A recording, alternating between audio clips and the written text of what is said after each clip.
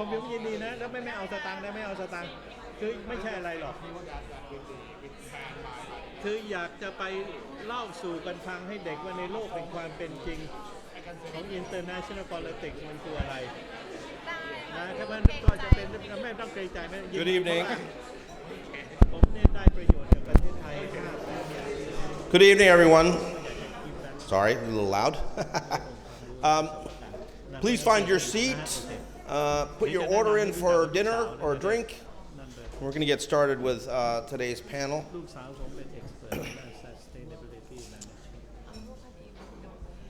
Good evening and welcome to the Foreign Correspondents Club of Thailand. My name is Phil Robertson. I'm your moderator tonight. I'm also a board member of the FCCT and also a member of the program committee here.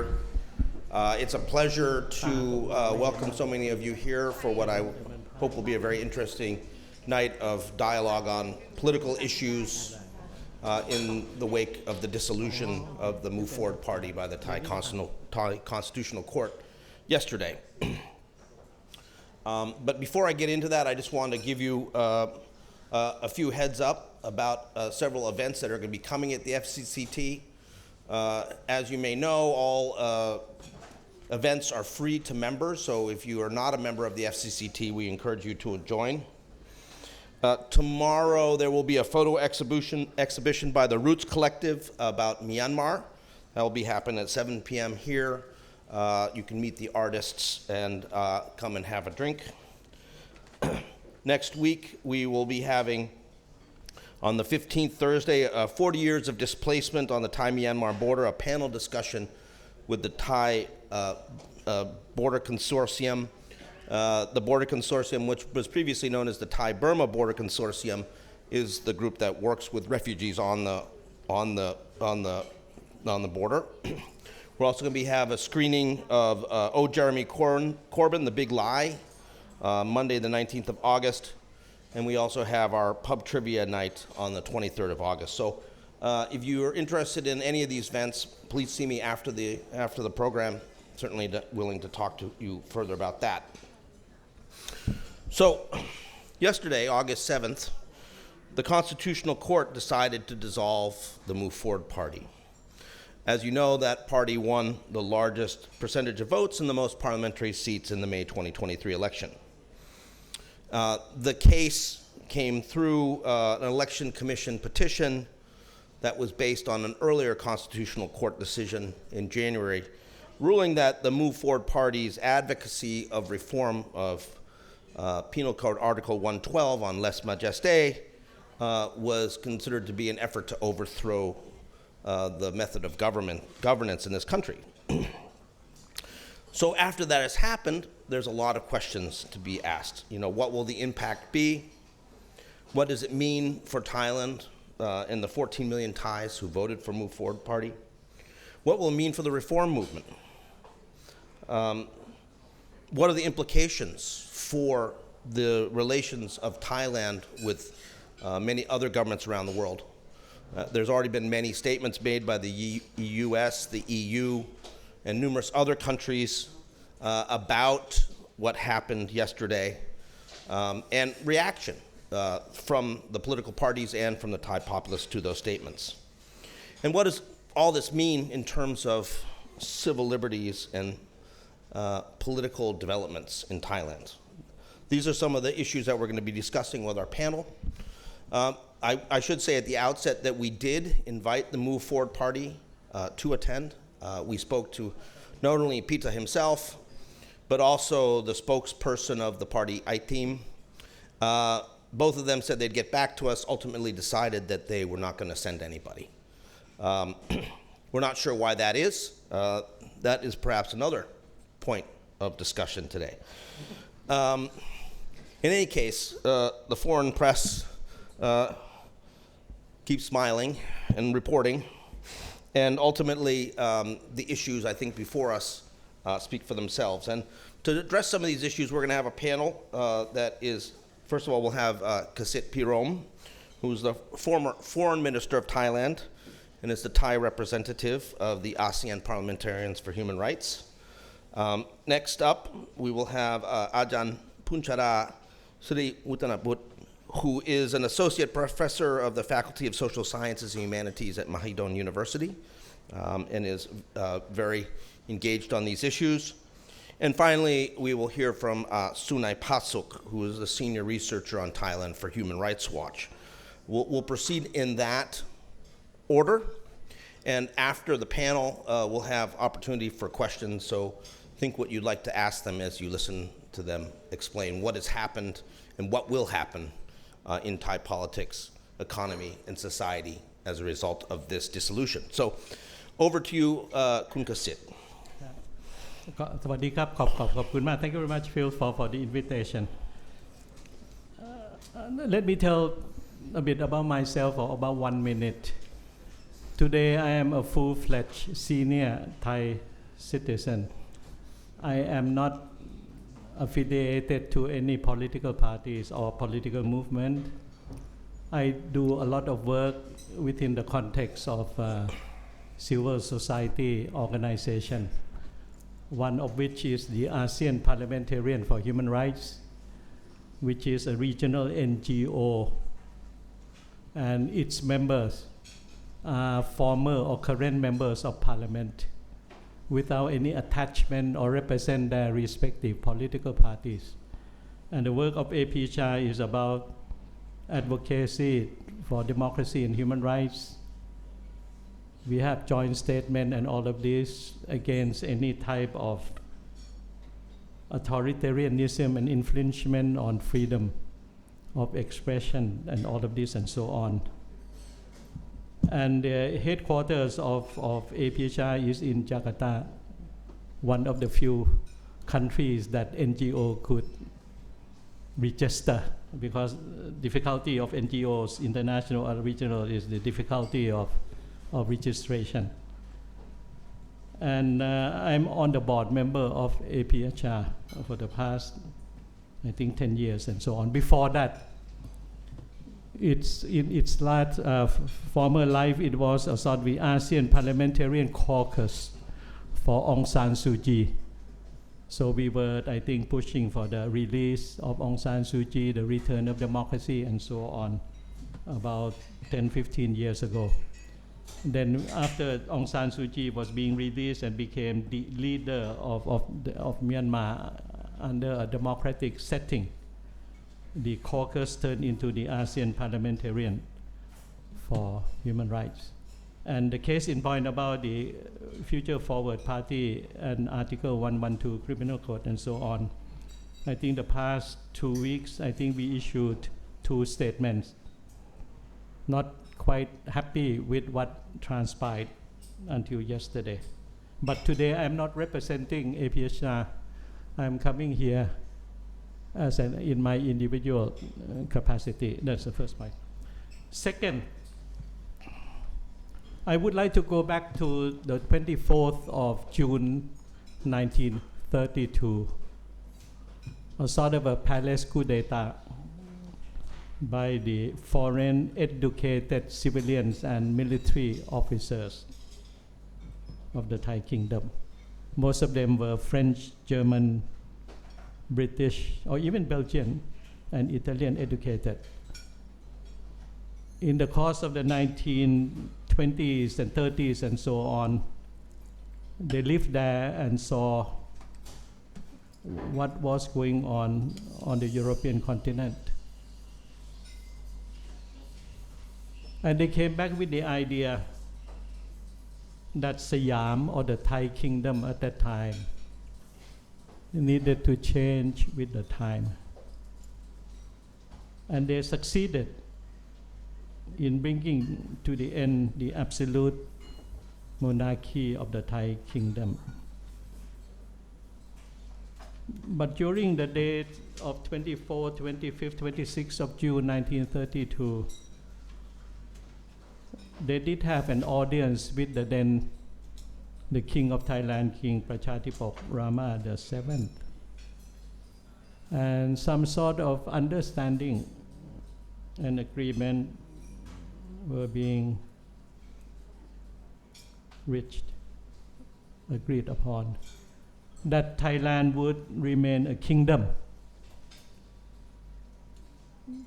and the king would be under a constitution. And the new Thai kingdom would aim for a democratic setting.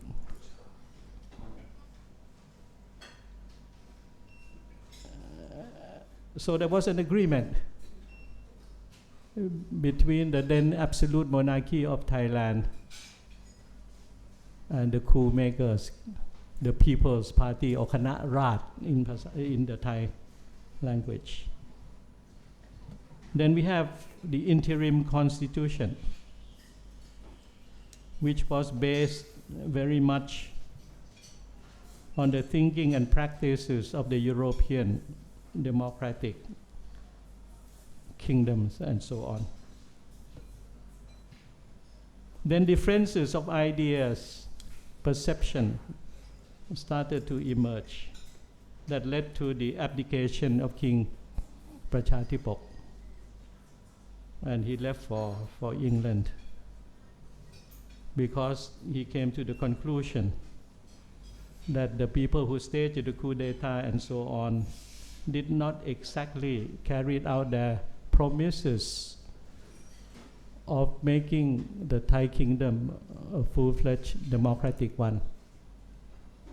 There were internal conflicts from different ideological background, Thai nationalism or Thai fascism, Thai socialism,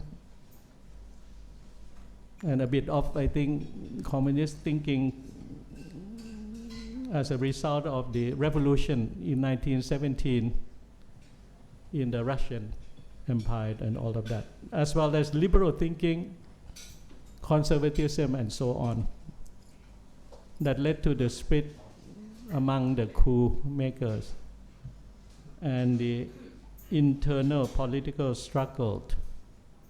And why that was going on throughout, I think, the 1940s and so on, came the Second World War.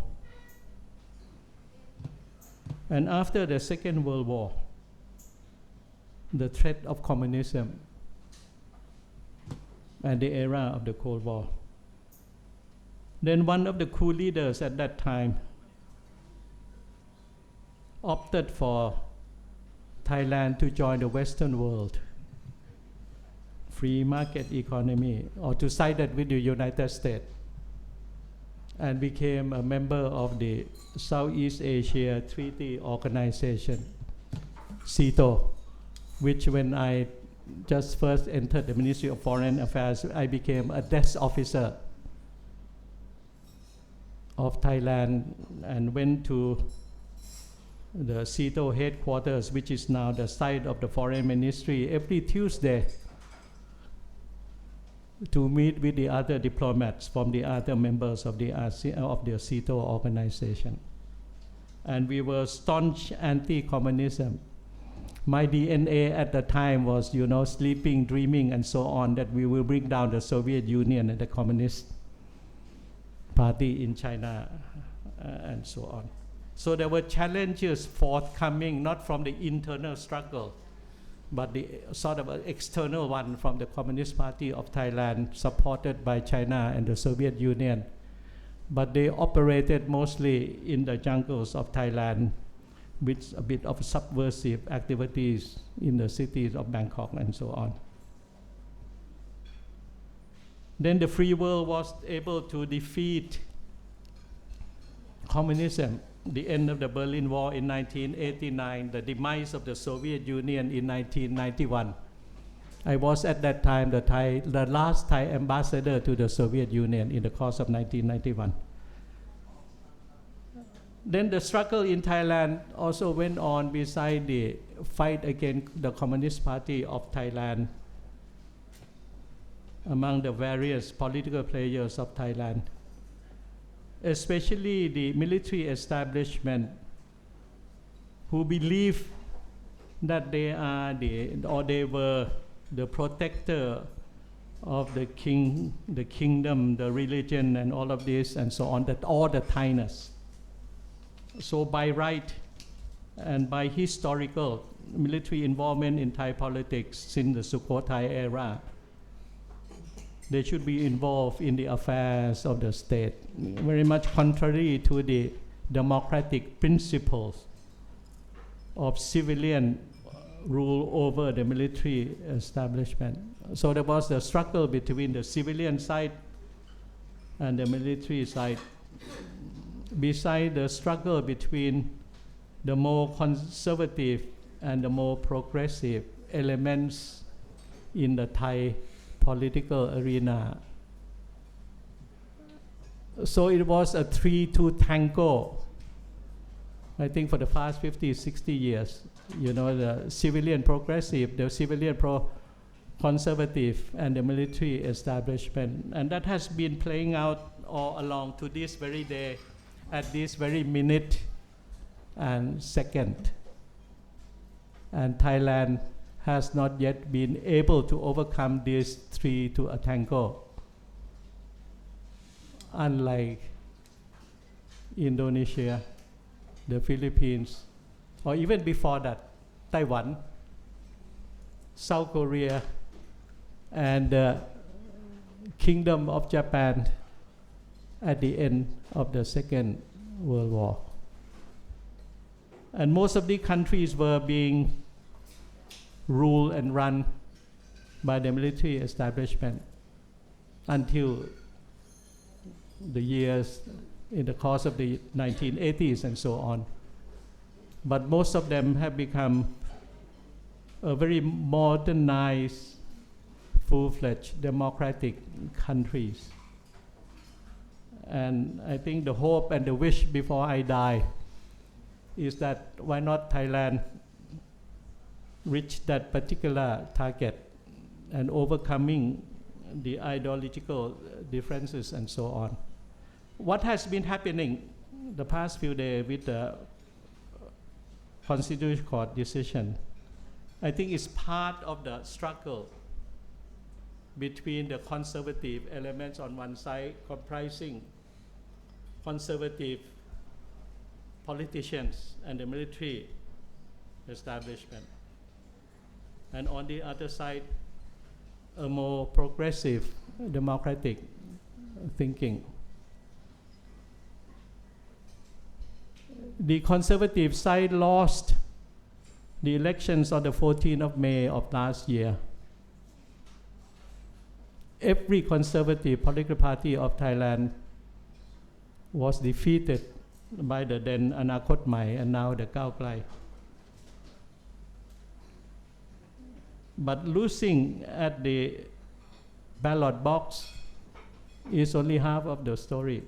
But they were able to regain the victory with a very funny set of provision in the present constitution, whereby the unelected senators appointed or nominated by the military establishment, which staged the coup d'etat in, I think, 2014, were able to block the voice of the people, numbering 14 million votes, and deny the move forward, the divine right to set up the government.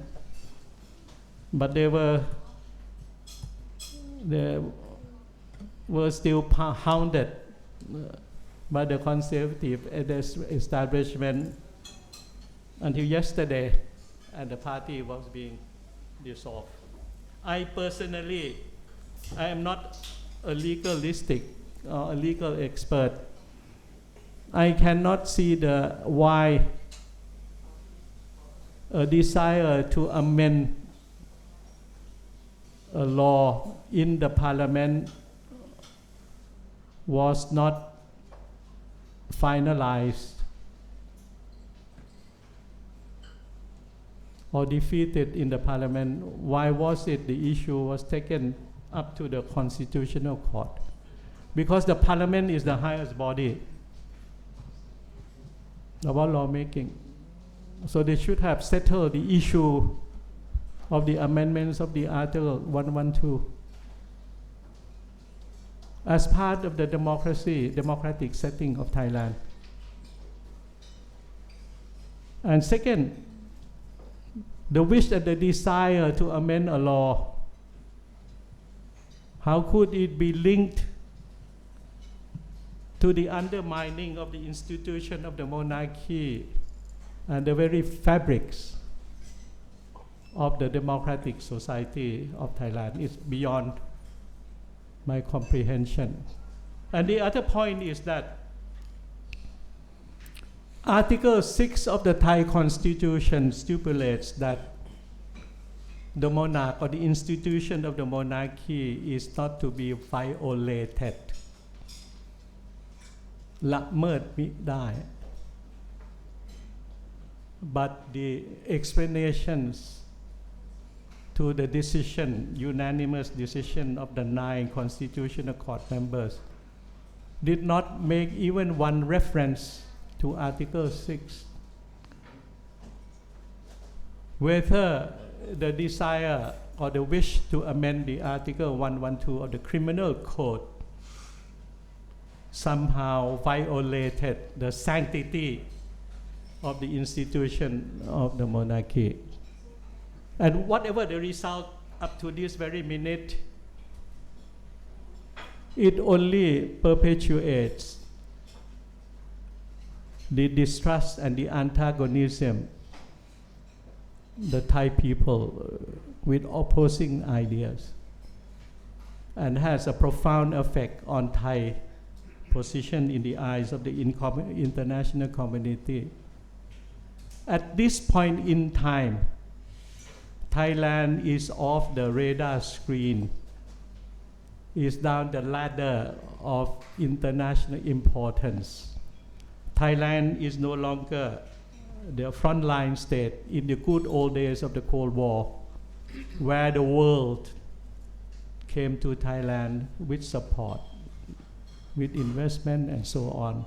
And Thailand was able to ward off and was part of the victorious entity over the domino theory or the expansion of communism.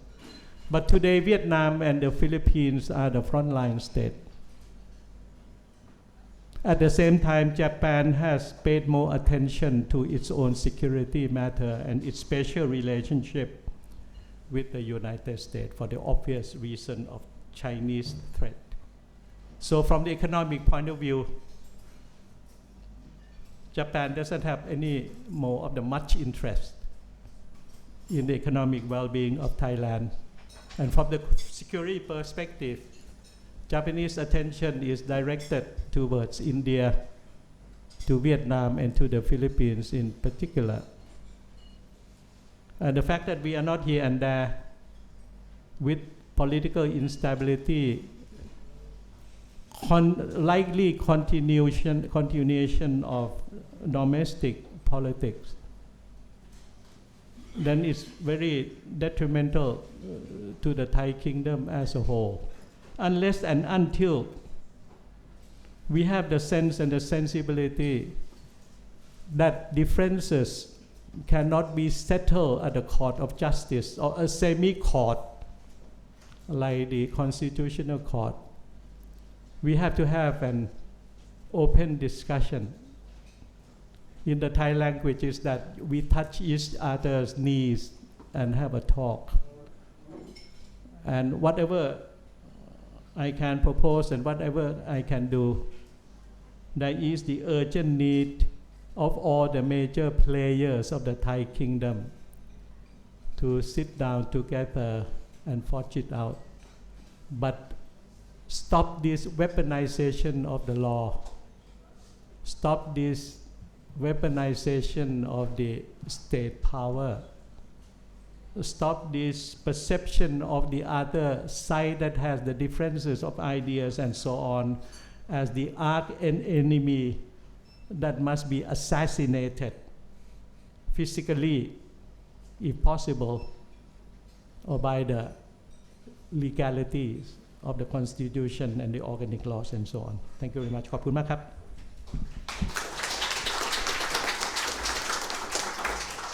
Thank you คุณกษิตนะครับคุณปุญชดานะครับ Good evening. everyone. I'm Panchada Siriwanabut from Faculties of Social Science and Humanities. Let me introduce myself a little bit. I have been working on political parties, election. I was actually the subcommittee to draft the law on election as well.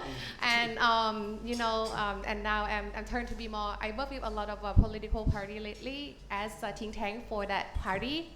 And I have learned a lot, and then I see the differences of the nature of different political parties. Well, starting from Tuesday, the whole day until Wednesday, yesterday, I was working on the Parliament Hackathon with all the Move Forward members. This is the first time in the Thai Parliament that Move Forward trying to use all the technology in order to improve all the section in Thailand and also including the Parliament. I asked a lot of members of the Move Forward and also the Deputy Speaker of the House, Ma Ong, what he feels. Everyone seems to feel like no worry, which is this is not a good thing or good feeling that the people from Move Forward would saying that to me, but maybe they just want to make me and make people around that to feel like they're not worried, so then everyone should not worry. But for us as voters and the people, feeling to see any political parties in Thailand being dissolved, it's not normal. For me, to make the party dissolution as a normalization is not a good thing for democratic development in Thailand. But now, if you look at the dissolution since the Thai Party, and also, People Power Party, Machima Party, and some other political party, Thai Raksa Chat, Future Forward, and then Move Forward. This is not normal for the development of any democratic state in the whole world. Well, for the Move Forward Party, this is the party that formed by, it seems like to be formed by Thanathorn, but later after that, you can see that a lot of members came from a different background. You can be a really poor, from a poor family. You can also be a politician. You can be a farmer. You can be a laborer. And you can be a very rich person, or you can work as an academic, and you can also become a politician. This has never been happened in Thailand before. In other political party, Pheu Thai or even the Democrat Party, if you want to get into the party and run in the election, at least you have to have a connection with someone in the parties. But Move Forward is different. You have to apply to go through all the process. You have to fill the application. You have to go through at least twice interview. Whether or not the committee going to select you as a candidate to run in the election, it has to be a consensus among the member and among the executive member leaders of the parties. And this is a good thing, to the development of political parties in Thailand. Well, if you look later after the Move Forward and become the Future Forward, Future Forward to become the Move Forward. If you look at the party member, this is the first time that you have a real member from people who apply to be a member of parties. Yesterday, Move Forward have 100,000 members, which is a lot more than other political party at this time. And also, if you look at other political party in the past, for example, like Pheu Thai, if you learn Thai politics before, you can see that most of the Pheu Thai member, they are not really a real member, authentic member. Some politicians or some assistant of the politician trying to push them to be a member and then pay for that membership. But Move Forward is not. Like people pay for their own membership. And also, if you look at they call it like political party development fund, it's the money that election commission give to particular political parties. It's a lot of criteria on that. Let me advertise my work a little bit. I work on this with the Idea International. You can look at online. I explain how the political party development fund, the money came to each political party. The Move Forward Party this year got about 50 million. Which is a lot more than Pheu Thai, Democrat, Phum Jai Thai, and other political parties. So you can see how the party Move Forward trying to build from the ground to become more institutionalized in the system. If you have a strong political party in the system and you have any political party that become more institutionalized, You can see also this institutionalized party system. When we have a strong party system, it means that we have a hope for the development of political parties, but they're all now gone. Because when Move Forward was dissolved yesterday, we have to go from the ground once again. So then they have to move all the people to the new host. I think they already prepare everything. And on this weekend, they will have a stage, that might, have a lot of people apply for the membership once again. So it means 100,000 members from yesterday are gone. You have to start the membership again from one. And imagine how long it's gonna take, because it takes Move Forward 3 years to get 100,000 members. It's not possible, for tomorrow that all these 100,000 members will move to the Move Forward, the new Move Forward host, which is, I think, it's not a good thing for the development of, political party and party system in Thailand. Well, I'm not going to talk about, what's going on yesterday, but let's talk about the future. What's going to happen, there's a lot more, but I think I will make 3 points at this time, and then you can ask questions later. Move Forward will make a new host. Actually, there's a new host that actually there's quite similar name. Move Forward in Thai is Kao Krai, right? So then there's another, they have Kao Mai. Yeah, but it's Kao, Kao is the same name, right? The election commission does not allow you to use the same name, even Kao. Just move, right? So then they have to find another political party, which is, I think they already found it. And then after that, you need to set a new party committee members. If you look at Pheu Thai or Thai Rak Thai about almost 70 years ago, political party at that time always has about 100 committees in their party. Thai Rak Thai and then People Power, they have about 100 executive members. But what happened is when they were dissolved, that all these executive members have to be banned from politics about 5 to 10 years. So then that's why in current political situation, most of the political party had a limit number of executive members. As you can see from the Move Forward party, they have about 10, but 5 will be banned, about 5 right, will be banned from politics and banned from the election. If you look at People Power, they have about 119 committee members. And now, when the People Power was disbanded, was disbanded from the politics, all the committees has to be banned from politics as well. Well, this kind of thing make the nature and the action of political party in Thailand change a lot. So next time when so the new party or the new host of the Move Forward party, I think they will also lower the number of the committee member as well, just to be safe for everyone. Which is if we have a lot of executive members, so it means that we have people who are taking care of the voter in different groups. For example, like each region or each particular occupation, something like that. But now I don't think that they want to do it anymore. Maybe they have about 2 or 3 executive members, or just the lower member according to the law. Well, second, I think we have to look at the 44 politicians that are, reported to the anti-corruption commissions of Thailand. I think this is a very scary case. Some people said that it will be safe because they look at what the court said yesterday. They only mentioned Pita activities. They did not. The court did not really mention about submitting the law and about 44 politicians under 44 politicians of the Move Forward. Whether they do it right or wrong. But for me, after working on political party very long time, I don't think it's a safe, for these 44 politicians. Because, if they want to destroy something, you need to really do and, get rid of everything. And these 44 politicians, if you look very careful, you can see that this is a big name in the party. And most important people in Move Forward, the young generation, educated member are in this list.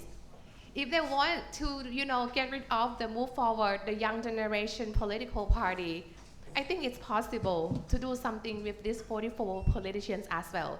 But again, it's not in sooner, the process of the anti-corruption commission take very long time. Sometimes can be 4 or 5 years, but for the move forward, maybe faster than other cases, maybe about 2 or 3 years, 1 or 2 years. But normally the case that submit to the anti-corruption commission take very long time.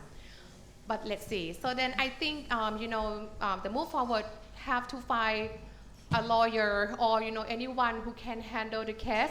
It would be good if they can find someone that have a connection, to talk with their elites or anyone that, what can they do or, how to make the case that not going too radical like that. The other ones, I think we have to look at how the move forward I'm going to do after this. I think it's a good thing that the Move Forward Party and also the former member of the Future Forward, Thanathorn, set up another group to run for the local election. A lot of people politicians in Thailand, they don't really care much about local election. But if you look at the big family that are you so-called faction in each political parties, in big political party, they always control all the local election or the level of local election. If you can control the local election, so it means you have high potential to win the national election. So if you live in Thai for a really long time, you might heard the term "ban yai," right, or the big house. So most of the political party in Thailand, they form their party by attracting all this big family to join their political party. So it means you don't really get that person, or that family, but you get the whole connection to the lower level of society. And I think this is a good thing that Move Forward trying to do more like natural election in the local election. They don't trying to, support any particular family, but they try to build their own popularity to the lower level of local elections. Ma Ong, or the deputy speaker of the House, he is also the district member, district politician. So basically, he won the election in Phitsanulok province. So there's going to be the re-election after this because, to replace him. I think this election is really important just to see whether or not Move Forward can still maintain their power in the national election or not. I believe that all the big party will try to send someone to compete with the person from the Move Forward. If the Move Forward lost this election, it's not a good, signal for the Move Forward. And also the score or the number of votes. Move Forward should win a lot and trying to make a big gap between Move Forward and other political party. If they can do that, we can see the popularity of the continuity of the popularity of the Move Forward at the national election. But if the party lost this election, I think it signals something that is not good for the future of the Move Forward as well. And also there's a lot of local elections going on in Thailand this time of the year. Move Forward and also Pita, if you heard from the news, they try so much to win all these local elections. If they can win these local elections, it means that they can make a connection or network within that province as well, which will also help them in the following election in the next 3 years. Finally, I would like to conclude that I believe that even though the Constitutional Court trying to disband the party or trying to ban all the politicians of the Move Forward Party, under this 112 amendment, the amendment of the 112 article. But in the next election, I still believe that Move Forward will win a lot more seats because we have young generations coming on every year. And it means that, the old generation's gone, but the new generations come to fill the place. So that's why I believe that this young generation will absolutely vote for the Move Forward in the next election because they want change. Thank you.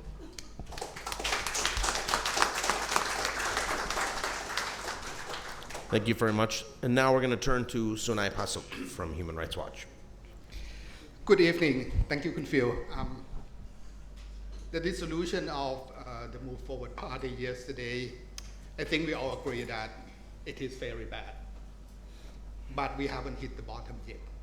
It will get worse, much, much worse, regarding the future of this up and rising party that won, actually, it won the election last year with the highest majority.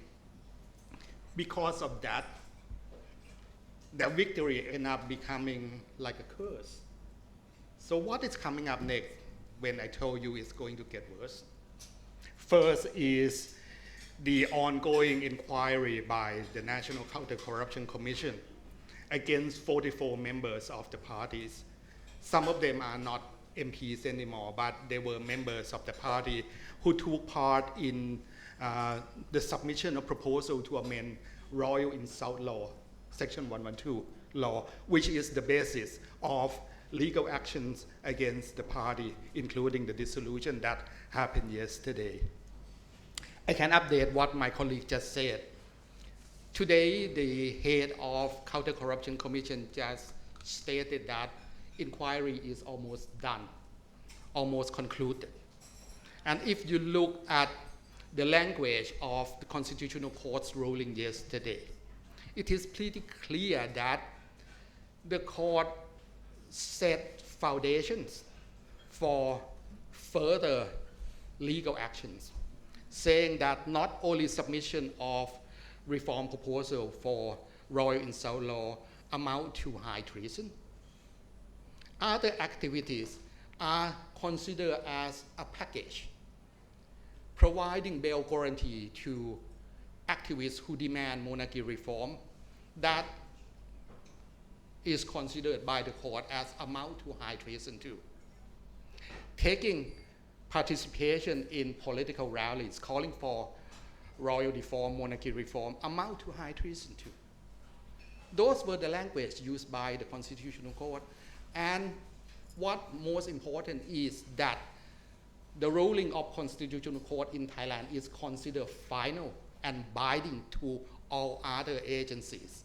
So with that, you can see clearly what will be the direction of the inquiry of Counter-Corruption Commission that those against those 44 members of Move Forward Party who are now being investigated for violating ethical code for political office holder. After the case is concluded by Counter-Corruption Commission, it will be submitted to the Supreme Court for political office holder. And the penalty for violating ethical code for political office holder is a lifetime ban from politics. So now you have 11 executive members of the Move Forward Party being banned for 10 years. Some of them will then, toward the end of this year, could be banned for life. So now we are talking about, third tier of the leadership lineup that will tomorrow be announced. The new party will be announced tomorrow noon, just to share with you another news.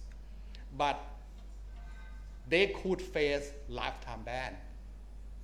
Then the party, whatever will become, will have already to prepare for the fourth lineup.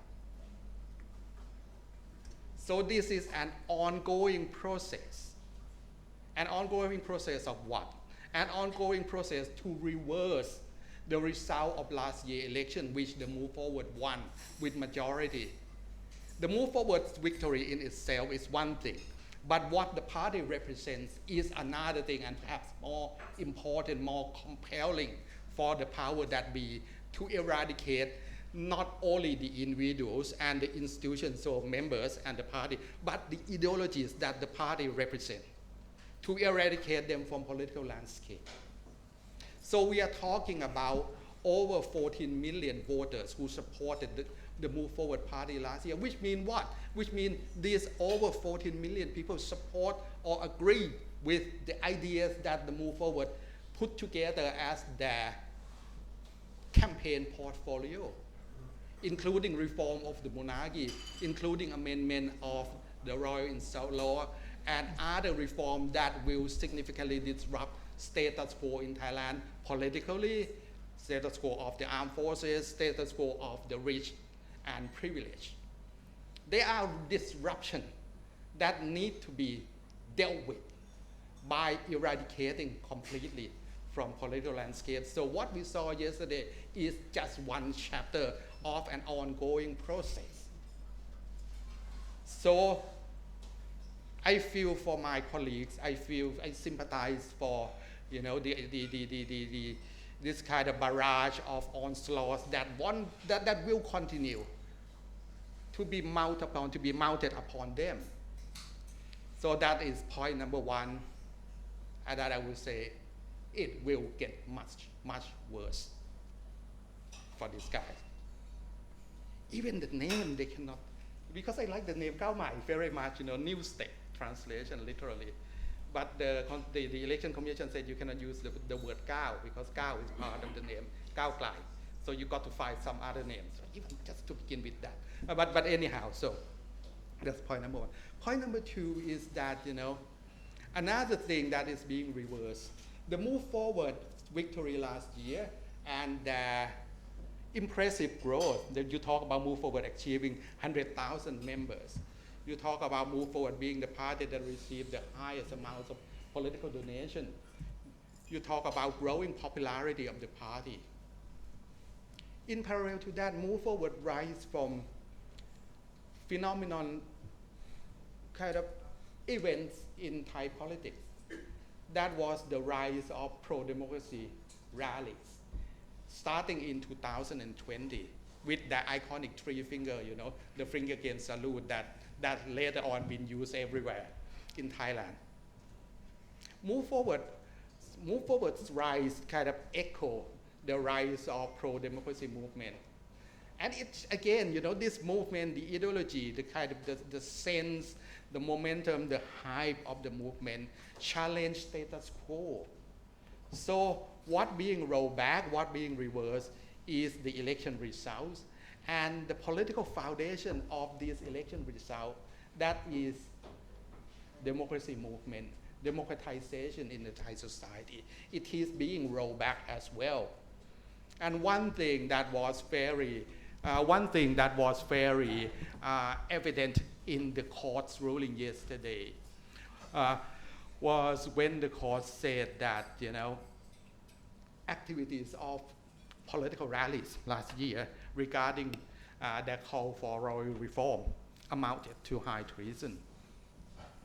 It showed that, you know, the gains of democracy rallies 2020 to about 2023, you know, basically just by the time of the election, street protest was replaced by electoral politics. But during that period, Thai society felt liberated.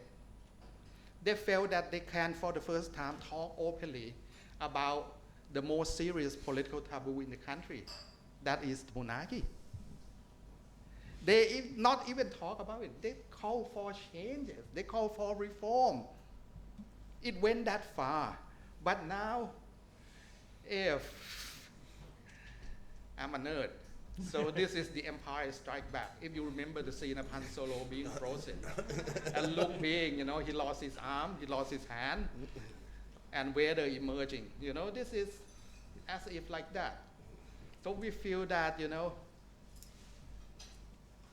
the side of the light being, you know, forced to retreat. So the term that was popular during democracy uprising was shattering talu. So one of the things was shattering the ceiling, which means breaking the ceiling to talk about royal reform. Now the ceiling is being reinstated and pushed even lower than before. So the bar is now being reset, and reset in such a low level that even using parliamentary mechanism as members of the parliament, as members of the Move Forward, executive members and the MPs, proposed through democratic legal channel in the parliament for amendment of the law is considered as high treason now. Now you can see how low the bar is now being set. And outside the parliament, look at the numbers of royal insult cases and what happened to people who are charged with royal insult. They face harsh penalty, lengthy jail term, their bail are being denied while they are detained during pre-trial detention period. That is using climate of fear in parallel to the harshness of legal prosecution. And now we have another precedent being set by the Constitutional Court that is saying that even parliamentary channel cannot be used. Parliamentarians can do whatever they ought to do as parliamentarians, but leave this matter outside of their playbook. Leave the issues regarding the call for amendment to royal insult law and related royal reform law out of their playbook. Then they will be safe. Otherwise, look what happened to the Move Forward Party. And as I said, Move Forward Party is going to face further assault, further attacks. So the message is very clear. Now that's why I compare with the Empire State Map, that the threat is so looming and so big. So we don't know yet if we will have, the next episode coming that, whatever to be announced tomorrow as, new emergence of the Move Forward, whether they can put themselves together and fight back and maintain or even expand their popularity base through local elections or upcoming national elections. We don't know yet. But at the moment, the threat is clear and present, and it is so big, so big. Another important aspect of yesterday's Constitutional Court ruling, and that matters to many of us here who work for embassies or human rights organizations such as myself, the UN. The court said, taking into account concerns from foreign friends of Thailand, the international community, diplomats, foreign governments, UN agencies, but Thailand is unique when it comes to the monarchy. And each country has constitution, regulations, legal stipulation according to local context. And mind your own business, basically. My diplomatic manners, this is the exact word used by Constitutional Court yesterday. Be mindful of diplomatic manners when expressing your opinions. This means what? This means Thailand is fully aware of international standards and concerns, but we will continue to be Thailand. And then you mind your own business. This is Thailand. Basically, this is Thailand. So my question will be then, what come to the points of trying to use international leverages to make sure that Thailand will adhere to international standards regarding democratic rules, regarding human rights. And what's the point of Thailand pursuing a seat in the UN Human Rights Council at all? Because being in the UN Human Rights Council means that Thailand needs to respect international practice and standard. Not saying that this is Thailand. Another movie cinematic comparison would be the scene from the 300 when King Leonidas says, this is Sparta, and kick that dude into the pit. I compare what the court said yesterday to what the King Leonidas, the king of Sparta, did in the movie. This is Thailand. But by saying that, it put Thailand as kind of, many of us could say is with the ASEAN Human Rights Parliamentarian, APHR. It put Thailand in the camp of authoritarian regime that show no respect of international standard in Southeast Asia.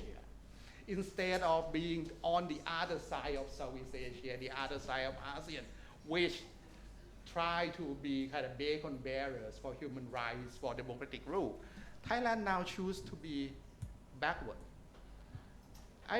Many of you may remember just a couple of weeks ago, the conservative in Thailand was so upset with Apple advertisement that gray the color of everything in Thailand yellowish.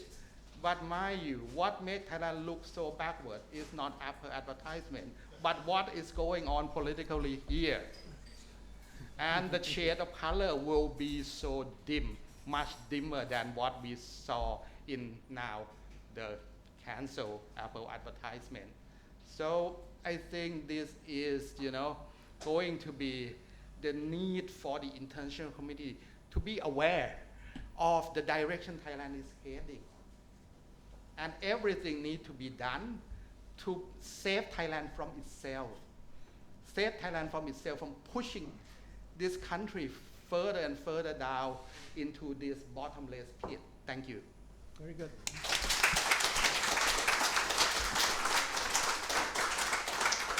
Oh, there's another thing. I forgot. There's another message coming just then. There is another attack against Move Forward, and this one is deadly. A former MP requests that the National Police Chief to launch criminal investigation against Kun Pita and other executive members of the Move Forward criminal case on high treason that carry death penalty. It carry death sentence. If not death, lifetime imprisonment.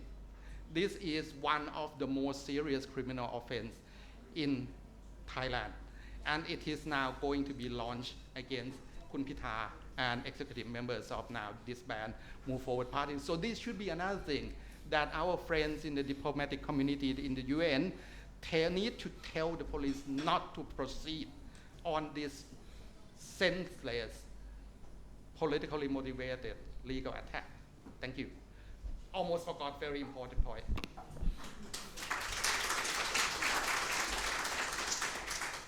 So basically bring out the guillotines. Yes. Okay. And the idea is to force them into exile. I don't think they are going to execute Kun Pita or other Move Forward leadership, but to force them into exile. Force them to flee. Yeah. So Yeah. they can no longer be the influence for the new generation. Right. Well, on that grim note, we're going to open the floor for questions. Couple rules here. First of all, identify who you are, your name, and if you have an affiliation, please state that too. Ask questions, short questions, not statements. If you make a statement, I'm going to cut you off.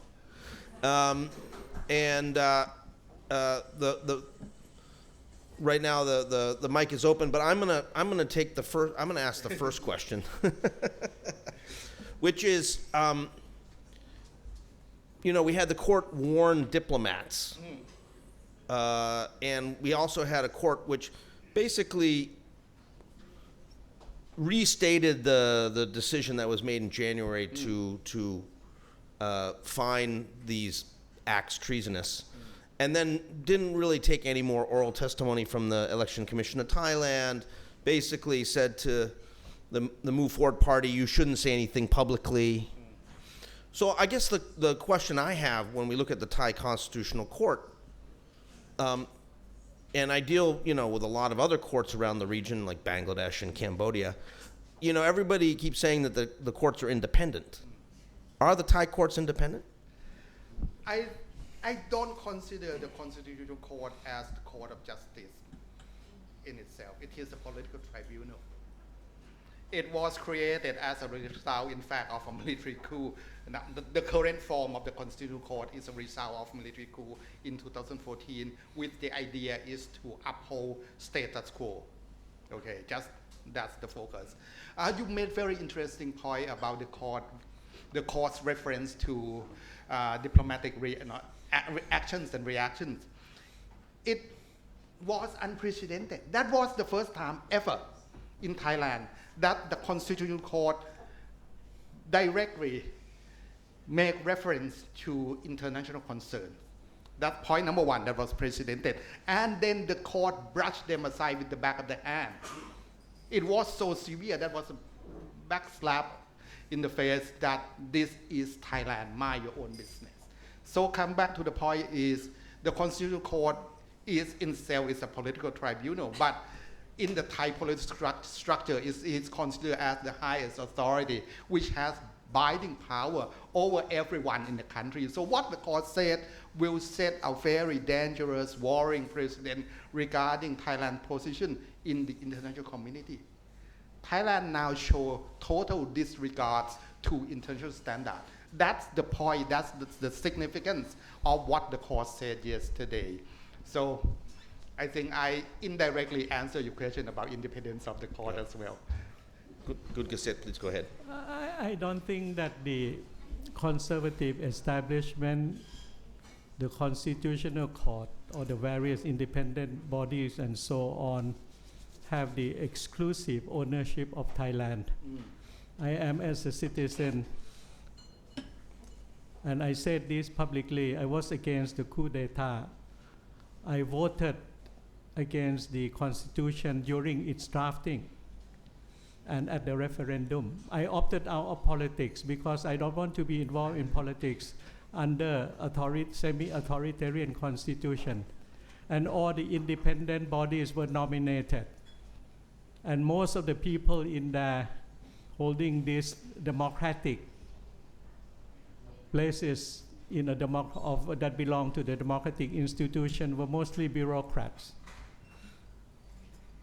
who are very conservative and even anti-democracy itself. They were never been on the street to fight for the people or to fight for the democratic belief.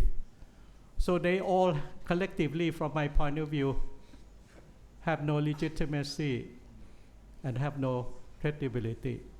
And it's incumbent upon the democratic and progressive force to keep on fighting for the changes in the constitution and the various fabrics of the Thai society. We will not give up. I don't have to be a politician to do that. But my position has been cleared, and I have been very active under the ASEAN Parliamentarian for Human Rights and other people movements and so on. So there are people like us that will oppose the domination of the conservative, undemocratic elements of the Thai society. Thank you. Can I, Please. The funny thing is, one of the popular books written by the head of the Constitutional Court, was edited by the head of the Move Forward leader. If you look, that's the name of the Chaitawat, the party leader, Move Forward party leader, as an editor for the book that written by the head of the Constitutional Court on the revolution on 1932. And this is kind of, have some relationship. And I believe that, we have a new Senate. And as you guys know that this new Senate, they came from the other, I would say that the royalist side as well. And even though we want to, have the change of the Constitutional Court in the future, I don't think it's going to happen easily, because the senator are the group of people who are going to select the member of the Constitutional Court. And Move Forward also have an idea to dissolve the Constitutional Court as well. They want to, because they want to make change of the court, to be back as in the past, that the court only consider whether or not this kind of action violate the Constitution, that's it. But now the court, the Constitutional Court, they work more than before. So the Move Forward want to do that by amend the Constitution, which I think is going to be a bit hard as well. Thank you. Okay, questions from the audience? Hi, my name is Pita Limjaroenrat. My question is, what role do big private companies in Thailand and ultra-wealthy families have in all this? And how significant is the impact in light of all these recent events? Okay, Should we go one question or take a bunch of them? we'll go question by question, I think. Okay, so rich families and big companies.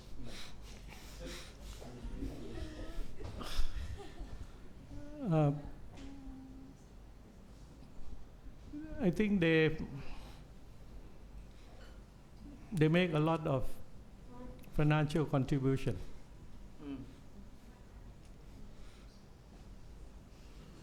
And they have special channel to convey their views and position.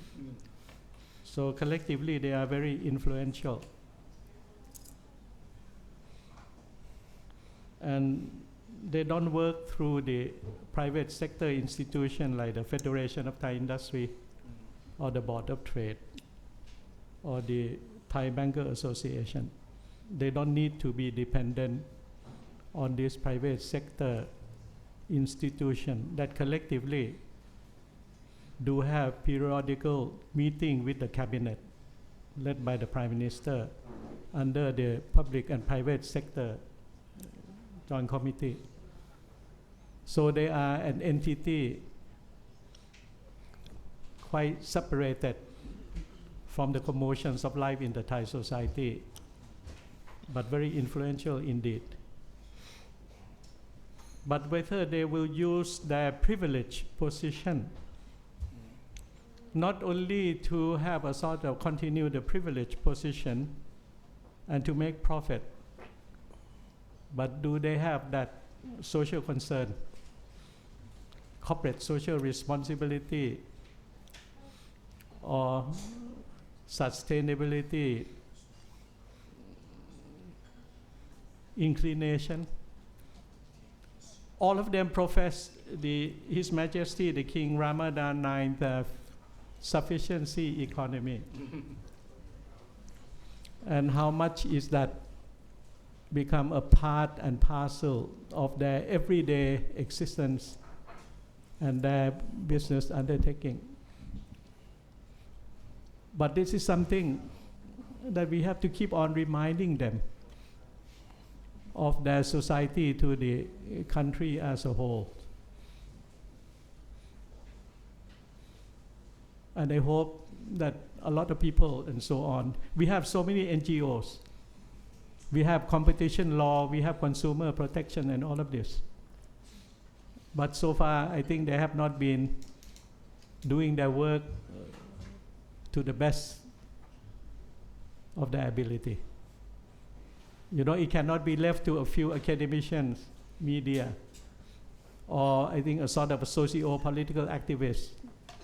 All of these public institutions have to work much, much harder.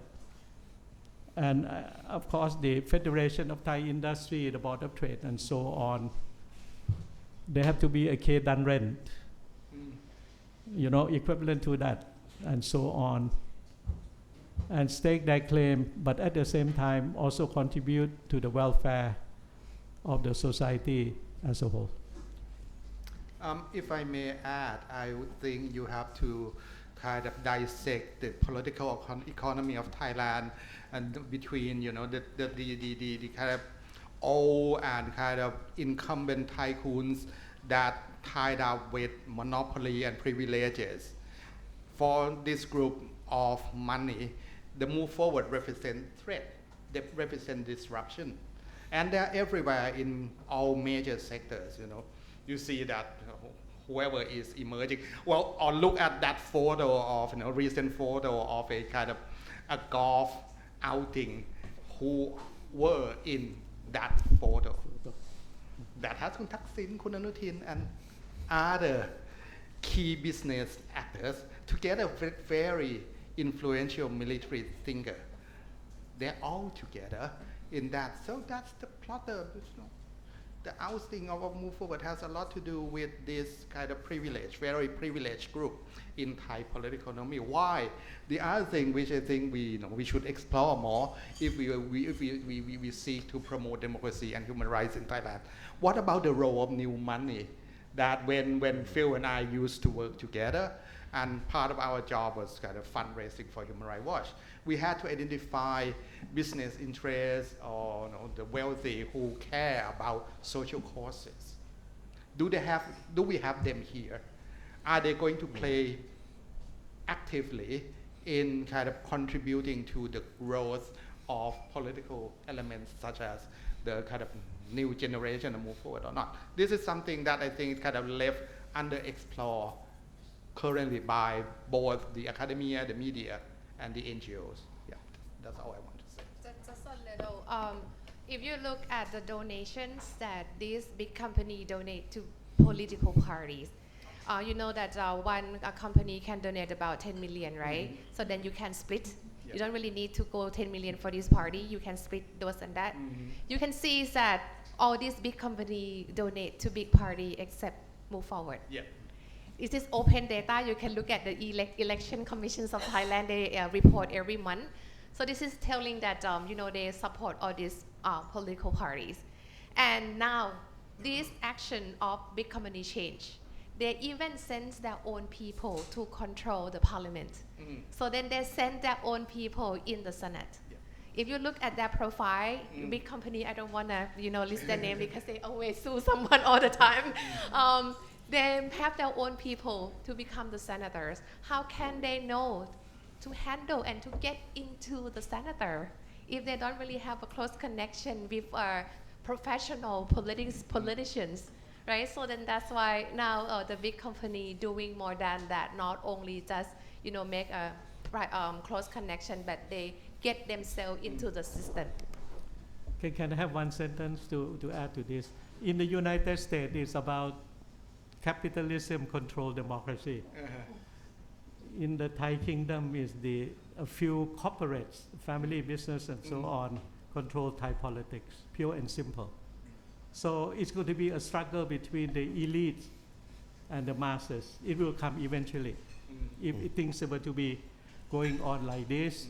And I think the gathering at Khao Yai, without any shyness and so on, so open, because we are the ruler of the Thai kingdom, pure and simple. Fine.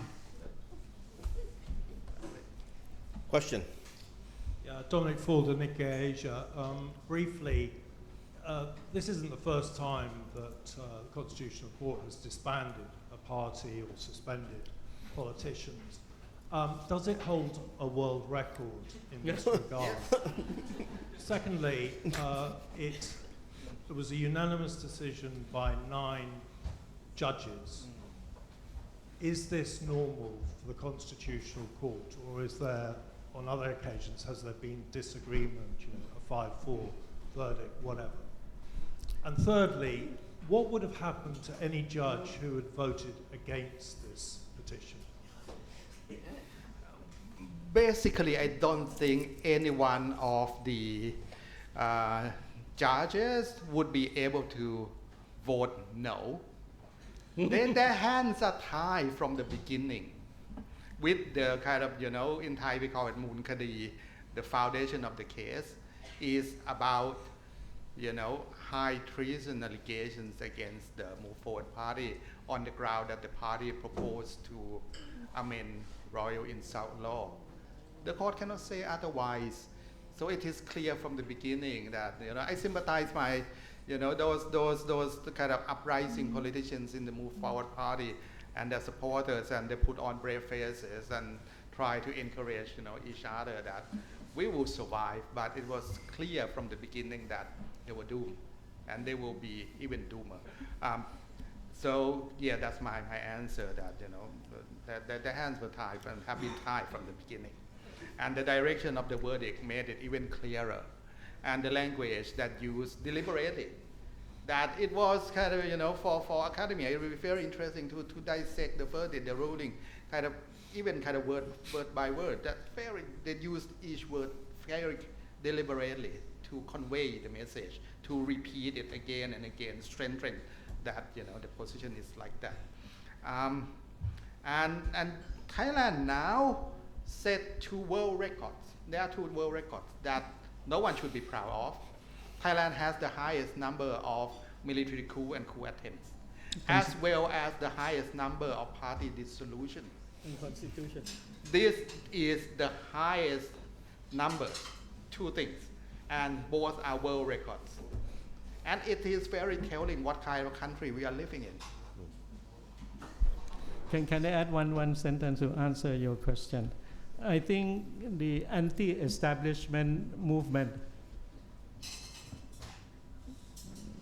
the changes in the structure of the Thai society, it's about idea. and you cannot destroy idea. But members of the Constitutional Court or whatever independent bodies, or even people that go and petition to the police, you know, to bring cases against the move forward and so on, only looking at the destruction of an entity, a physical one, but they don't understand the ideology, the inspiration, the spiritual thing behind that, which cannot be killed, we cannot be dissolved. And hopefully, the establishment and the elite will come to the realization that you can keep on killing political parties by any means, and so by hooks or by crooks, but you cannot kill an idea. And at the end of the term, you have to come to terms with this reality and come to the negotiating table. We need an agreement. What the Japanese or the Korean or the Taiwanese or even the Indonesian recently did. All the major players that come to a negotiating table. How to move their respective countries about. There must be a consensus. I think the Indonesian army could continue to be part and parcel of politics, like what the Pakistani army have been doing all along. But look at the mess in Pakistan. Look at Turkey. The military did withdraw. Look at the big mess in Myanmar. Thailand hasn't gone to the level of internal conflict or civil war. But if this were to keep on going, it will be add to sort of fuel to the fire and so on. We are just simply lucky that we have no problem about food. We are so richly endowed, thanks to Khun Ram Kamhang, who set up the Thai kingdom. But if we were to have poverty, lack of food, we could have seen similar situation as we had recently seen in Sri Lanka, in Pakistan, and yesterday in Bangladesh. See, the Thai political leaders were just lucky that for the past 200 years, 300 years, we have food surplus. Food prices are low. We are living in abundance. But if that were to, we were to have a national calamities, then the story would be totally different. Besides the political grievances and so on, there will be economic grievances. At the moment, GDP is down, export is down, FDI, tourism, everything is down. But the food sector is not yet down. We need only that one as a turning point. Then the story in Thailand, there will not be the comfort zone of the people in Khao Yai or the Court of Justice and all of this. Thank you. Let me tell you this story. When I got back from Thailand after my graduation from the US, you know, I teach a class on Thai politics. No, I got about 15 students because my Hidon is more science, right? So they are medical doctor, scientist, engineer. They don't care for politics. But after the coup and after the dissolution of the Future Forward, my class always full.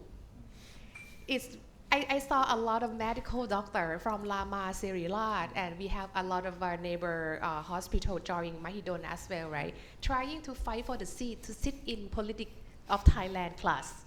And this year as well, some of them waiting for me in front of the door asking to add more and more and more until we don't have more seat in the class. And more interesting, a couple years ago, I tried to bring all the students to the parliament, so then they have to go to the parliament by themselves because I don't have a service to bring them, right? Not many went to the parliament because they are too lazy and they don't want to pay for their transportation. This year, I make the poll. 100% of my students want to go to parliament to study what's going on in the parliament. And also they request to meet a lot of candidates from Move Forward. So I asked them, well, Palang-Pracharat and Pheu Thai also have a new generation. You want to meet them too? They can exchange with the young generation. They was like, no, professor. We only want to meet Move Forward, and then list a couple names that they really want to see them. I think this is a big change. You have to remember that this is a medical doctor. This is a scientist student, not a social science. But they are really interested in politics more and more every day. So they joined the hackathon for the parliament. They want to hack what they can help the country on the data of the parliament. How can they do it? You don't see this, back 5 years ago, but now everything changed. And also, when young generations come more and more and more, absolutely move forward, we'll win the next elections. But you know what? Don't think that they can be a government that easy. Some even said that it's possible for the next military coup to stop them to be in power. So this is possible because, that's the only thing that can stop the young generation to enter politics. You did not know that they said that you are very nice, so they came, not the politics.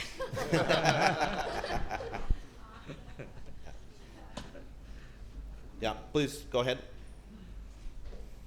I'm a freelance journalist for German media.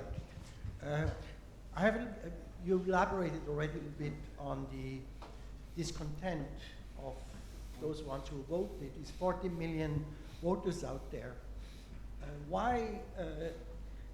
What's happening there? I mean, you talked about what the business community does with funding. We talked about what the elite does in the courts. But what is the mood of these 40 million people whose vote is ignored here?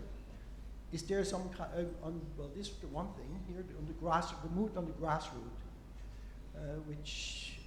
and then the second thing, we know like how strong now online campaigns can be from inside, from outside.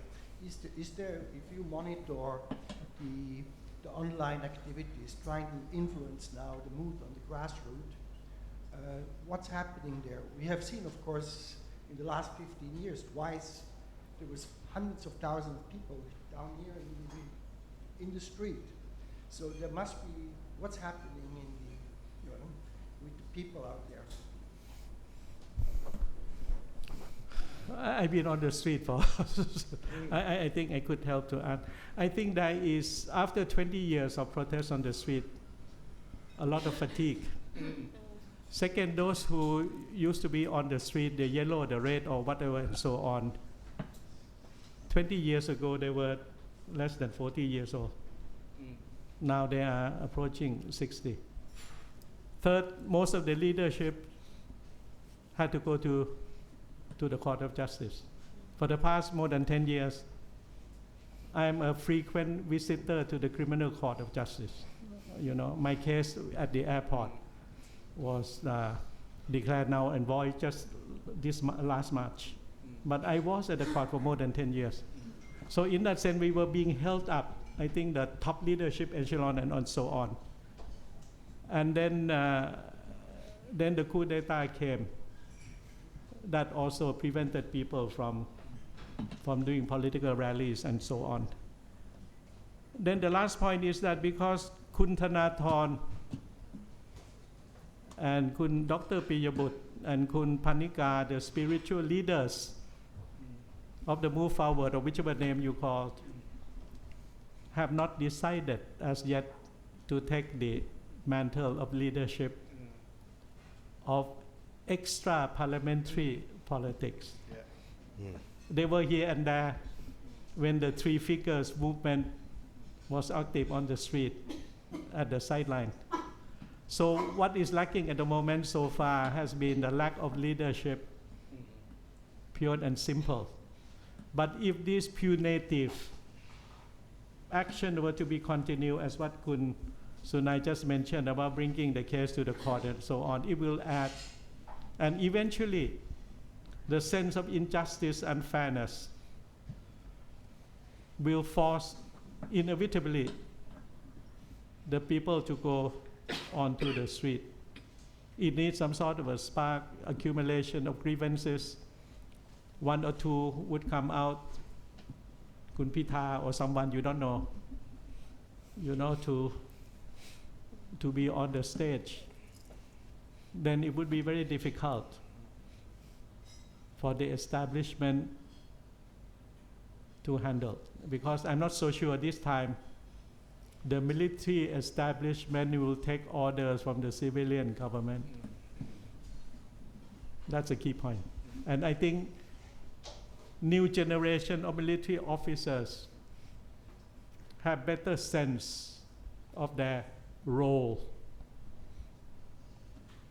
and the feeling more of non-participation of the military elements in politics. So it cannot be taken for granted that there would not be street rallies, that the government could continue to rely on the tanks and the guns and all of this and so on. And people are aware of what's going on among the youth in Myanmar today and yesterday in Bangladesh. Social change, social upheaval in Bangladesh of the past month was being led by the students. Don't forget, by the students. And now, not only getting rid of Sheikh Hasina, but to deter the Bangladesh military establishment, don't ever take the political authority. And there are students of hers knowing about this, so they are thinking. I would like to add that, Kun Kasit talked about previous generation of political uprising rallies and, what have happened to them. Same things are happening to those who led pro-democracy uprising from 2020. They are either in jail or in exile or dead. We recently had one youth activist die in custody here. The government hasn't come clear regarding their mistreatment of her while in detention. And another irony is that she was a daughter of a senior judge on the conservative side, but she herself chose to lead pro-democracy movement call for royal reform, and as a result, she was put in jail on royal insult charge, and she died there. So now, Kun Kasit talked about fatigue. Yes, the fatigue is now being experienced by the current generation of political activists as well. They are students. They are students of leading university and school as well. This is another interesting element. Some of them used to come to the club and gave their speeches here, but they cannot be here anymore because they are in jail or abroad and will never be able to return to Thailand as long as the situation remains like this. They are gone for good. So you asked about the possibility of uprising.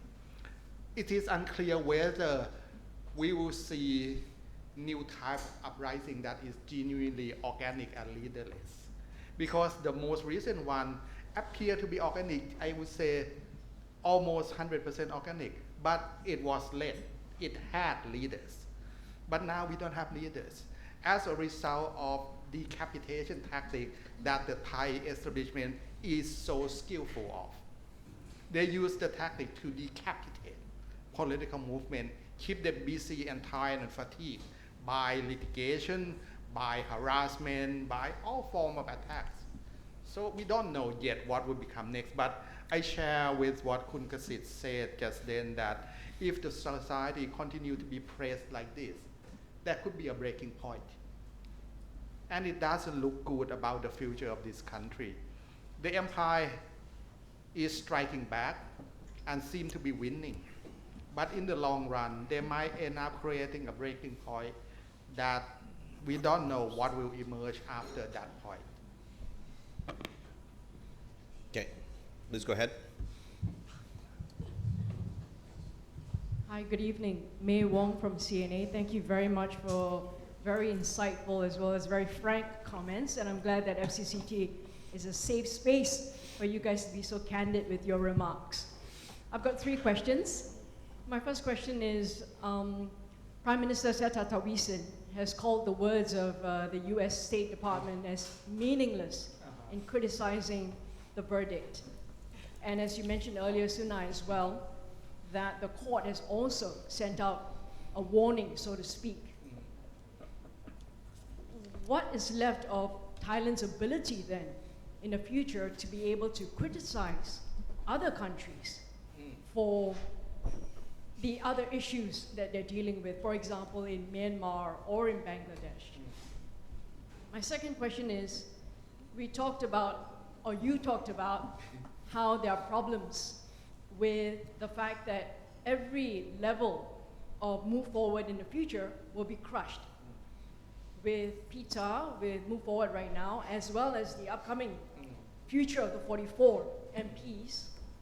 So what does it mean in terms of the strategies of future political parties? How do they need to perhaps readjust in order to shift? Does that mean that they no longer put their top tier leaders as the leaders in order to be able to save themselves for the future? And my final question is, looking ahead, we are talking about a future that you said, a glass ceiling that has been lowered and lowered and lowered consistently. Are we now looking at a concrete ceiling that will put and be cast in stone, that in the future you will no longer be able to talk about such taboo subjects? Thank you. Oh, yeah, I would take maybe all three questions. I find them very interesting and I have very strong itch to reply. The first one is, I was shocked, that Prime Minister Srettha used, first of all, reactions from the US State Department was meaningless. And then he also added that it was interfering. So two things, meaningless and interfering. So it echoed what the Constitutional Court said. But it shouldn't come out of Kun Srettha's mouth because it showed that not only the Constitutional Court that echo that kind of expressed Thailand position as being unique, exclusive, detached from international standard and practice and expectation. Now the government that just yesterday, last November, announced at the UN General Assembly that this is new Thailand that respect due process, rule of law, and human rights, and is campaigning for the UN Human Rights Council. But what Kun Srettha said today about, in reaction to the US State Department, totally undermine what he promised to the UN General Assembly, what he promised to Thai people in the Thai Parliament when he came to office. He has no accountability left when it comes to human rights and democracy. Thailand, as a result of what its Prime Minister said, has no accountability left to present itself as kind of, this is new Thailand. There is nothing new under the government of Prime Minister Srettha right now. It is simply extension of the Prayut military regime, of the coup regime, which has the agenda. You asked about the ceiling being set in stone. That is the agenda of the coup in 2014, and it is an ongoing process which will continue in the form of reversing election results last year, putting Pheu Thai at the head of the government with the composition of the current coalition partners. The Senate, as you said, this is an ongoing process. See it as kind of pieces of jigsaw being put together, and the final image will be Thailand that sees no changes in the future. It will continue to be the same old Thailand. That is the result of this process. And I wish that, I really wish that we will continue to see, this kind of fighting spirit. The speeches yesterday at the Move Forward Party headquarters were inspiring. It showed that they are not giving up. They will continue to fight. But by continuing to fight, they will face harsher and harsher attacks. So we might have to see, kind of back to the question of the gentleman over there, about outside of the parliament politics. We might have to think of the two realms in parallel, that the new generation of kind of reformist party will keep coming, but they will be suppressed and suppressed. The new wave of street politics may come maybe in different form in the future. They too will be suppressed, but the fighting spirit will continue. But then, what about stability? What about reconciliation? Kun Kasit and I, we used to work together closely in politics. One of the focuses that we looked at the time was national reconciliation. There's no foundation for national reconciliation at the moment. The country is heading toward upheavals. And that is very worrisome. You talk about Myanmar. Ironically, Move Forward Party ended up being the party that cared the most about addressing conflicts in Myanmar, resolving human rights and humanitarian crisis in Myanmar, much more than government parties. So now we are losing the party that cared the most about Myanmar, and being with the government that only care about supporting military regime of the SSC to remain in power. And one thing that was just kind of last point was, we had Kun Thaksin, the real leader of Pheu Thai, express his interest to broker peace in Myanmar. And that failed immediately. It ended up being kind of major embarrassment of his attempt to slingshot himself to popularity and fame. So now we don't see any interest coming from anyone in Pheu Thai Party in the government or foreign ministry anymore. We changed foreign minister as well. So at that time we had humanitarian initiative. Where are the follow-ups? We don't know. What's Thailand's stand on facilitating peace in Myanmar? We don't know. What's Thailand's stand toward the ASEAN 5-point consensus? We don't know either. So now we are losing the Move Forward, the only party that at least we know what its stand on Myanmar are. But we don't know what the stand of Pheu Thai Party are on Myanmar.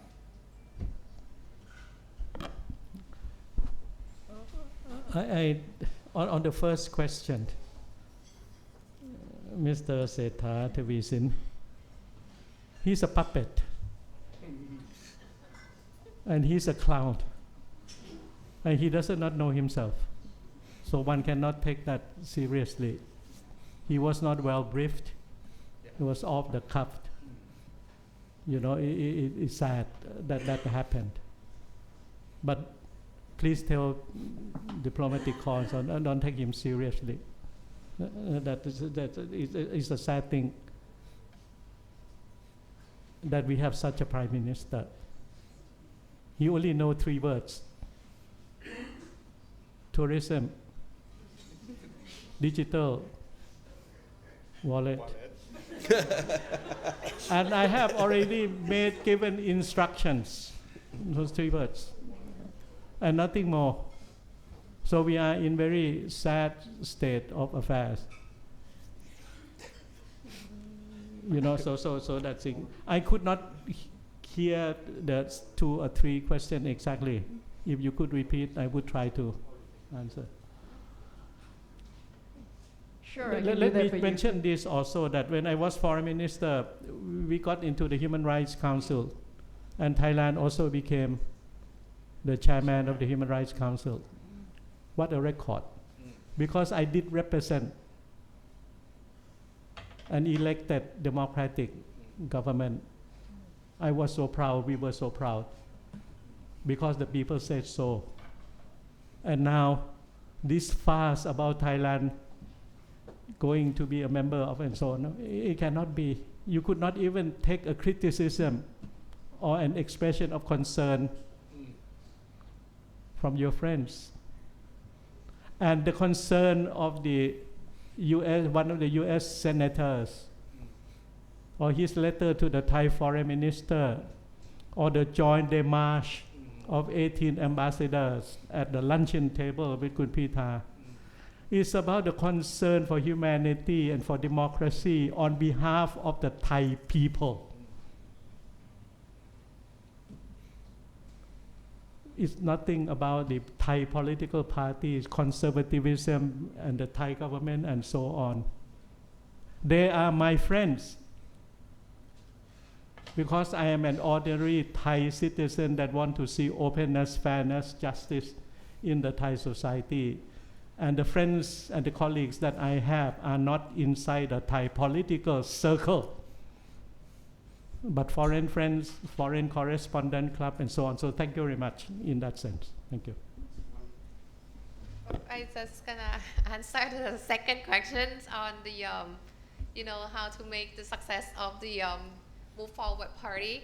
The only thing they can do next election, they have to win a super landslide.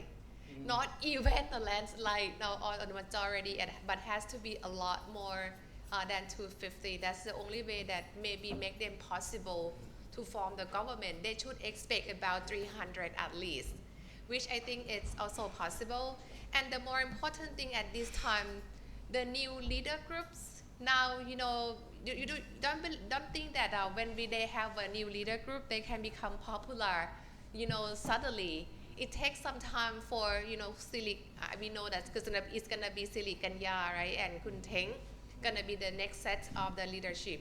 It takes some time for them to build the charisma, to make the popularity and famous among Thai people. When Pita first came into party leader, he got only about 3% popularity among Thai voters. And it's growing every year until now. I think he got about almost 50%. And also Siri Kanya at the first stage of her as a leadership, it will take very low popularity, because it's kind of a nature of Thai. You have to build your own charisma among the voters. And after that, if they can build the popularity among the new set of the party leader, it will also help, for the party to gain more support in the next election too. I want to make sure everybody has a chance to ask a question before I accept any repeat questions. So, does anybody have a question that hasn't asked a question yet? Not a question, but just a repeat, because I don't think they answered my last question regarding the concrete ceiling now. The fact that concrete ceiling. The glass ceiling is now, possibly become a concrete. Not the glass ceiling, not the wood ceiling, but the concrete ceiling. And that you can no longer talk about taboo subjects in the public in the future.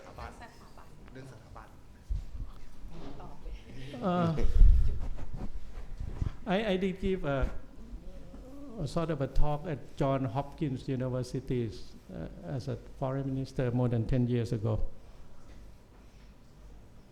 And I analyzed that successive Thai monarchs since the Sukhothai period, almost 100% were outward looking. During the Sukhothai period of the 12th, 13th century and so on, there was a diplomatic relationship with the King Sultans of Java. And I think during the Ayutthaya city was one of the biggest metropolitan with so many foreigners. And then we did send Thai diplomatic mission to France. And then you know about King Mongkut and the English teachers for the children, the many visits of King Chulalongkorn to Batavia, to Singapore, to India. And all of this together is the opening up of the court of Siam, the end to slavery, administrative reform, Western education through the Christian missionaries and the Catholics and so on. Even the dresses inside the palace and the court manners and so on. And the idea about thinking of changing Siam from absolute monarchy to parliamentary system and all of that. I think the first study was being commissioned by King Chulalongkorn for the Thai ambassadors, I think in Europe, and 1 or 2, I think, American advisors to come out with a paper. But he did not get the support of his cousins and all of this. And even King Rama VII also commissioned a mixed Thai foreign commission to introduce constitutional monarchy and so on. He did not get the full consent from his cousins and so on, nephew and so on. And I think a few months later, the coup d'etat on the 24th of June, 1932. But the point is that the kings of Siam and Thailand were the reformists. Self-reform as well as reforming the whole kingdom. You know, the law, the custom procedures, international trade, and so on. So there is no ceiling in that sense from my point of view. And His Majesty King Rama IX was looking at the world, the end of the Cold War, the demise of the Soviet Union, new connectivity of telecommunication and the globalization and its challenges. I think he must have sat down for a long time before he came out with this philosophy on sufficiency economy, trying to advise the Thai people on how to cope with globalization, to meet the incoming challenges and so on, how to handle yourself at the family level, at your business, at your farm, at the running of government and so on. So he was, in a sense, a man of vision and reformist. Both his parents introduced modern medicines into Thailand. So what is the ceiling? There is no ceiling. But let's open our heart and know a bit about history, that we can have a conversation inside the Thai kingdom. That today we cannot remain entrenched in conservatism, elitist way of running the country. There must be more participatory politics and participation in the Thai kingdom. We had almost 7,000 royal pilot projects on how to cultivate, to do businesses and so on. And we can build up on that and to apply that to politics and to the reform of all Thai political parties and run away from these political dynasties, big houses and so on. That is the problem. And I think we have the intelligence to do it, but at the moment is the willingness to sit down and talk together. I have going everywhere. I said, let's talk.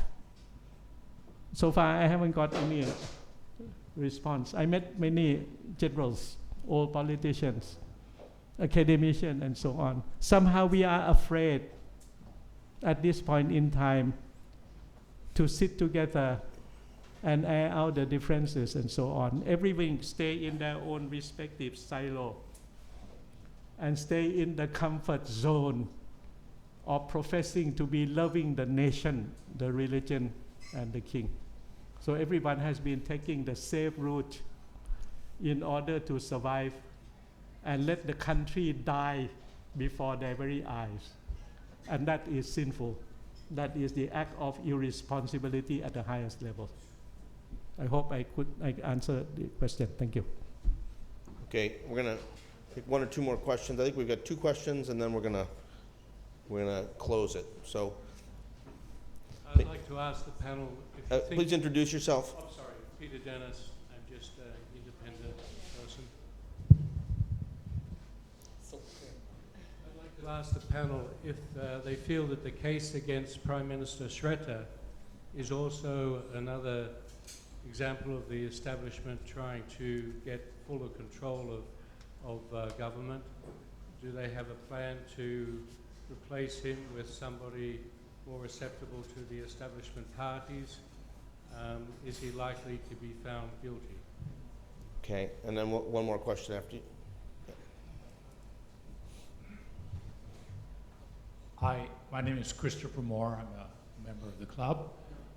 I would like to ask the panel if they would address the issue of how social media in Thailand and traditional media have treated the decision yesterday, and what is the difference between what we're reading on social media and what the Thai newspapers are carrying. Thank you. Okay. The last two questions of the evening.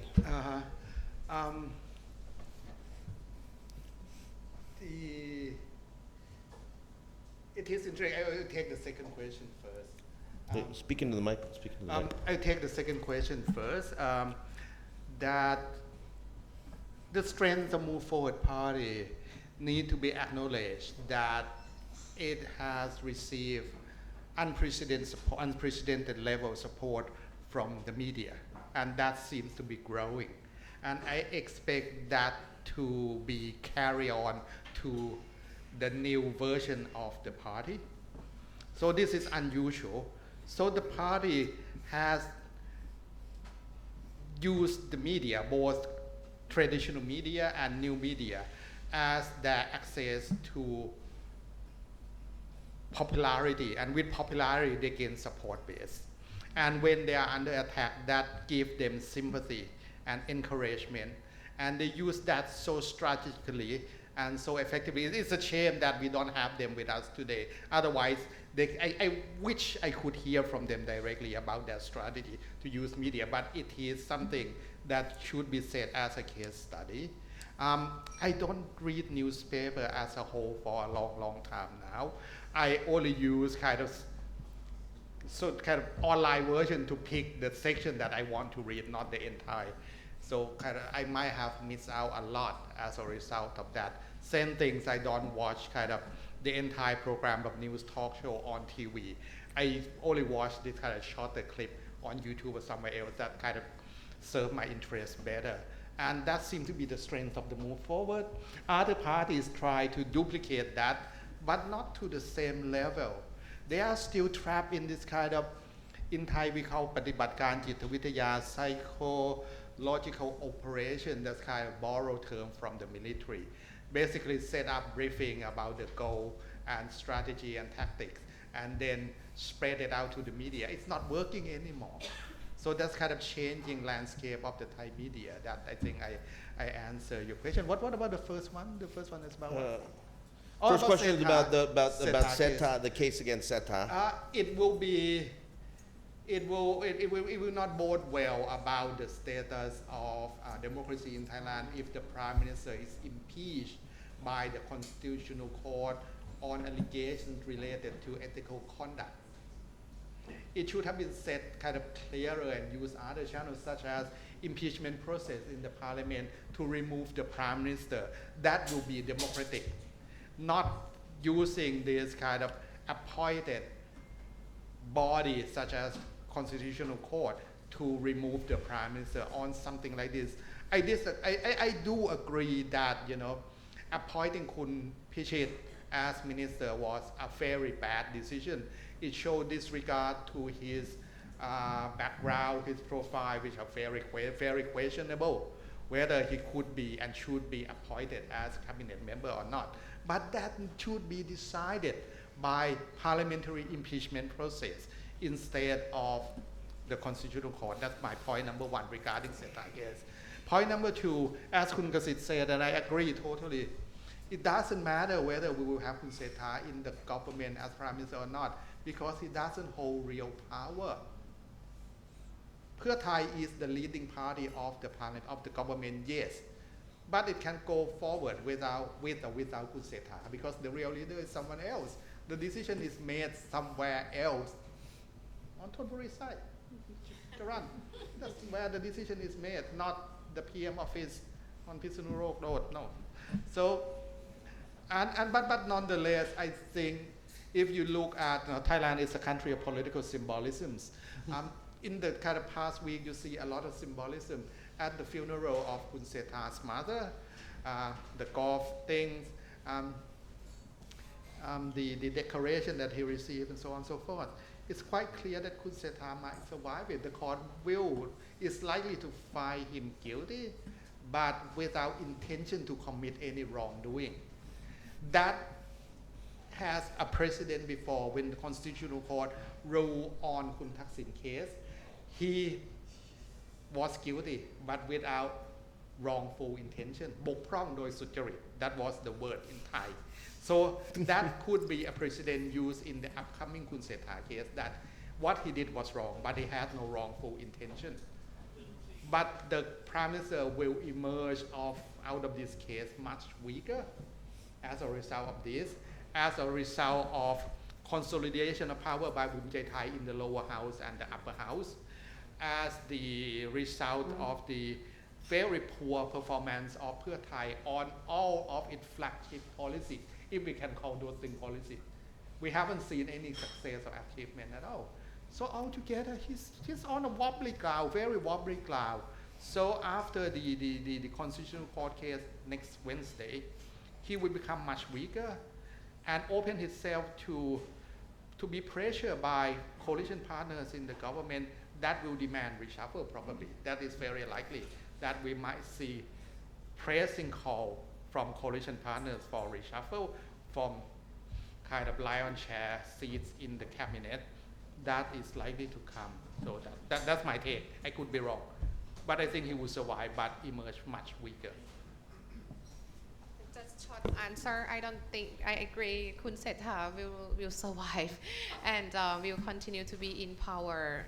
I believe it's until the end of the term of the government as well. Yeah. For the social media, I think now the online media, they have done a lot about yesterday case, but the media on TV and newspaper, I think it changed a lot. In the past, they're not there enough to say something straightforward, asking stuff straightforward like this. But now there's a lot of channels that they TV program that ask the straightforward question, criticize the court, and telling the story behind the scene. And I think this is a good thing about the media, that they are more brave enough to do something with the cases in Thailand. For the move forward itself, they prepare everything. For even though they go in a negative or positive, they prepare all the social media. They even prepare the events, that's going to happen tomorrow and also the following weekend. And other, as Kun Sunai said, other political party trying to do the social media as Move Forward have done. But so far, if you look at Palang Pracharat, and the way they try to make music, and it's not. They try, at least they try. In the past, they don't really use this kind of social media. The conservative, they don't believe in this social media until this election, and they continue to do it. Even Pheu Thai, they're supposed to release sort of a social media and clip on the social media as well, right? But compared to Move Forward, the quality is different. The most important thing is people who work on the social media for Move Forward, most of them are volunteer. But other political party, you have to pay for it. Yeah. I think the story behind the scene was, I think it was alleged that the 40 former senators belong to the General Pravit fraction. And I think they wanted to test the water with the dim hope that General Pravit could also become the next Prime Minister and so on. So it's a power play inside the elite establishment. And the continuation or discontinuation of Kun Srettha doesn't matter much because it's hopeless anyway. We need a profound change at the political level. Thank you. Well, with that damning praise, I want to thank you all. I want to thank the panelists for coming here today and sharing their thoughts with us. Very, very perceptive, very direct, very insightful. We appreciate your participation and greatly enjoyed the panel. I want to thank you all for coming. If you like what you saw tonight, join the club, and you can see more of it. You know, this is an active club. The members are really the ones who make things happen here, and I encourage you to become a part of it, because this is the major news club in terms of what's going on in Bangkok and the region. And so please come again, and thank you very much.